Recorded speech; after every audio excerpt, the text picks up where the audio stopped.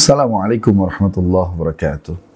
Bismillah, alhamdulillah, salatu wassalamu ala rasulillahi wa ba'du. Allahumma faqihna fid din wa alimna ta'wil. Para pemirsa yang dimuliakan oleh Allah Subhanahu wa taala, Ramadan diberikan oleh Allah Subhanahu wa taala kepada kita seluruh umat Islam di muka bumi ini.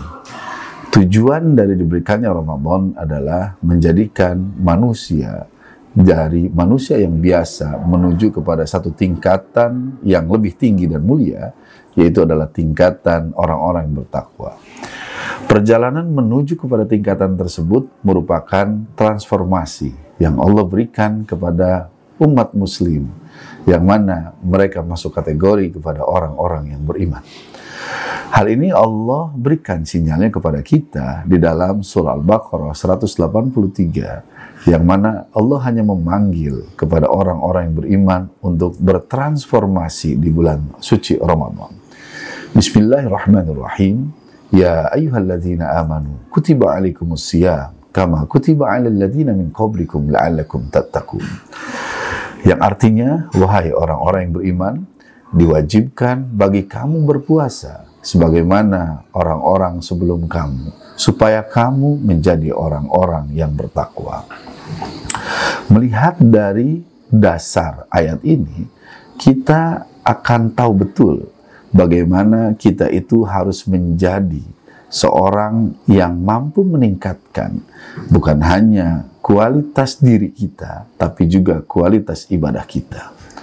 Puasa yang kita lakukan haruslah menjadi puasa yang akan memberikan efek kepada diri kita. Tentunya kita diberikan pelajaran atau permisalan dari makhluk-makhluk Allah yang lain di dalam berpuasa, dan ketika mereka melakukan puasa, mereka pun bertransformasi. Setidaknya ada dua makhluk Allah yang mana ketika mereka melaksanakan puasa, mereka mampu bertransformasi di dalam puasanya. Yang pertama adalah hewan melata, yaitu ular. Ular ketika dia ingin bertransformasi, memiliki kulit yang bagus, maka dia melakukan puasa. Sehingga pada akhirnya ular tersebut bisa memiliki kulit yang baik. Ada satu lagi yang unik, adalah ulat. Ulat itu berpuasa, kemudian menyendiri, tidak makan dan minum. Dan pada akhirnya, ulat tersebut mampu bertransformasi menjadi hewan yang lebih indah dan amat disukai oleh manusia, atau bahkan hewan tersebut menjadi hewan yang selalu diminati ketika orang ingin melihat pemandangan. Hewan itu adalah kupu-kupu. Dari dua hewan tersebut, kita bisa mengambil sebuah pelajaran. Puasa yang kita lakukan sekarang, apakah ingin menjadi puasa ular yang hanya bertransformasi dengan wujud yang sama, dalam artian bahwa puasa yang dia lakukan tidak merubah apapun dalam diri dia. Yang kedua, puasa ulat yang bisa membawa dirinya menjadi seorang atau seekor makhluk Allah yang amat indah. Jika kita bisa memahami dari kategori dua hewan tadi, sudah otomatis yang akan kita pilih adalah puasanya ulat. Tentunya untuk menuju kepada puasa seperti ulat, kita pun dihadapkan kepada peluang dan tantangan di dalam melaksanakan puasa. Peluang tersebut tentunya Allah buka selebar-lebarnya bagi seluruh umat manusia untuk mendapatkannya.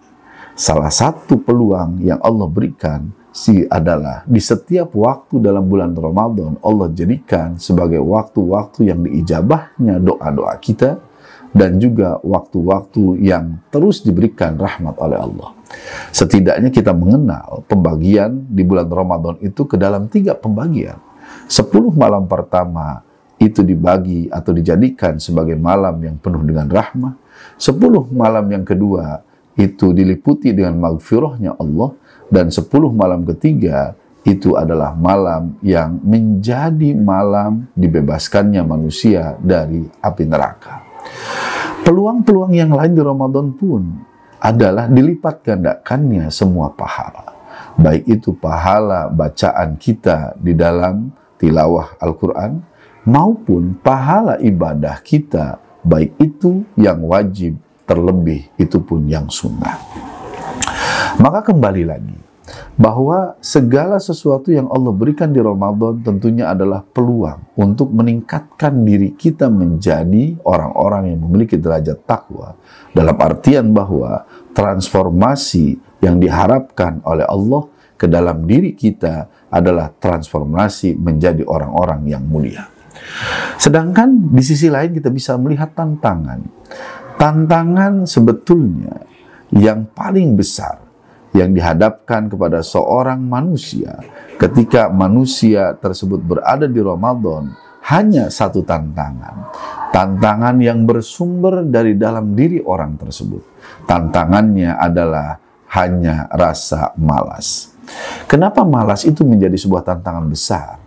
Karena tentunya malas tersebut mengakibatkan hilangnya peluang-peluang dan hilangnya keinginan untuk melakukan kebajikan-kebajikan.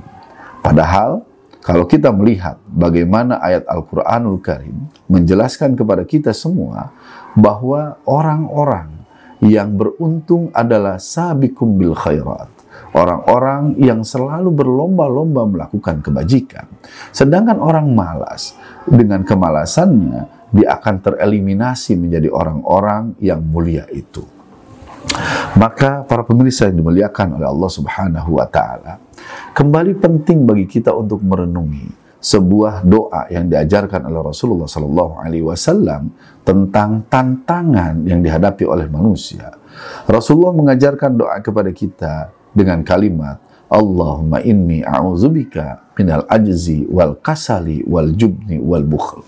Di mana di dalam doa tersebut ada satu kalimat yang Rasulullah tekankan, yaitu adalah al-kasal, merasa malas. Maka pada kesempatan kali ini, saya mengajak kepada kita semua untuk menghilangkan sikap malas kita di bulan Ramadan.